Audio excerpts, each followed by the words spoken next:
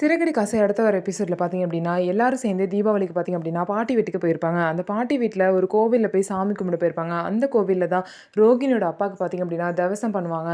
So, அப்போ வந்து ரோகிணிய வந்து அவங்க கூப்பிட்டுருப்பாங்க. அவங்க அம்மா ரொம்ப வற்புறுத்தி கூப்பிட்டனால, சரி அப்படின்னு சொல்லிட்டு ரோகிணி போய் அவங்க அப்பாவோட தவசத்தில போய் கலந்துப்பாங்க. அப்போ பூஜை நடந்துட்டுருக்கும்போது பார்த்தீங்க அப்படின்னா, மீனாவ வந்து ஒரு குடம் தண்ணி தூக்கிட்டு வா அப்படின்னு சொல்லுவாங்க. அப்போ மீனாவுக்கு வந்து குளத்துக்கு போவாங்க.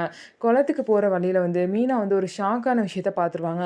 ரோகிணி, கிறிஷோட பாட்டி எல்லாம் சேர்ந்து ஏதோ ஒரு பூஜை பண்ணிட்டு இருக்கத அவங்க பார்த்துருவாங்க. அப்போ வந்து கிறிஷோட அம்மா என்ன சொல்லுவாங்கன்னா, "எனக்கு ஒரே மக தான். இவ தான் கல்யாணி. இவன் தான் எனக்கு ஒரே பேரன் கிறிஷ்" அப்படின்னு சொல்லிருவாங்க.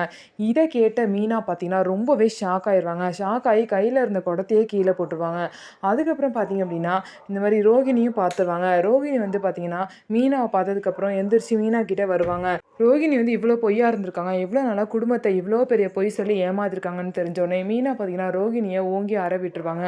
ஸோ இதுக்கப்புறம் ஃபேமிலிக்கே விஷயம் தெரிய போது. இப்பயாவது ரோகிணி உண்மையிலேயே மாட்டியிருக்காங்களா இல்லையா? என்னதான் நடந்திருக்குன்னு சொல்லிட்டு நம்ம வெயிட் பண்ணி பார்க்கலாம். நம்ம வீடியோ உங்களுக்கு பிடிச்சிருந்தா நம்ம வீடியோவ லைக் பண்ணிக்கோங்க. மறக்காம நம்மளோட சேனல சப்ஸ்கிரைப் பண்ணிட்டு பாருங்க.